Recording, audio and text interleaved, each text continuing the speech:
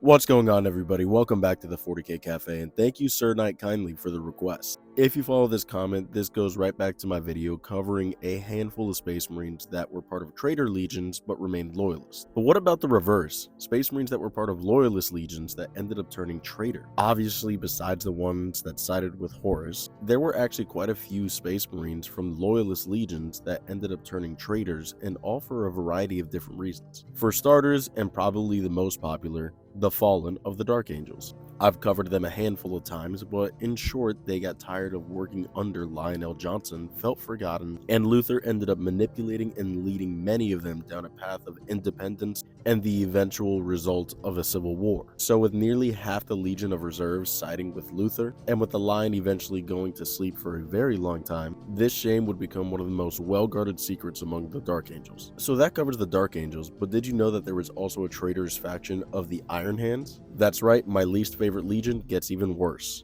During the Schism of Mars, where the traitors and loyalists were fighting over complete control over Mars, a clan of the Iron Hands known as Clan Arios ended up siding with Horus. They would help the traitorous forces reach the Magma City, as well as plunder any technological secrets or technologies that the Mechanicus had. Of the White Scars, there was actually quite a few of them that ended up turning traitors. Although a handful was due to technically a misunderstanding and acts of assumption, to keep a long story short, many of the White Scars, while the Khan was away on a mission, once discovering that Horus became a traitor, believed that the Khan would want to side with Horus as they were very close brothers. Meanwhile, the remainder of the White Scars wanted to see what their Primarch would do, as they practiced very often, making sure that you assessed every single option before jumping to conclusions. So for a brief moment, there was a schism amongst the White Scars where the traitors were fighting the Loyalists, but eventually upon the Khan's return, this would be quickly dispersed. But on a quick tangent, this wasn't the only case of traitorous White Scars. A Terran born of the White Scars known as Hakim would actually end up turning traitor. Kind of a similar situation, they had believed that the White Scars were going to eventually side with Horus due to the close relationship with that legion. Although they didn't have talks with their Primarch, it was known that Hakim was part of the warrior lodges. A brief battle would break out, and they would eventually even take down a custodian. Of the Raven Guard, one of my personal favorite characters that would end up turning traitors would be Alistor Rushal. This was a Raven Guard that ended up being inducted into the ranks of the Night Lords. We're not exactly sure how this happened, whether it was before the Horus Heresy or after the events of the Dropside Massacre, but all we know is that he was commonly found amongst them. Additionally, what we do know is that once while joining their ranks, they would subject him to unending torture.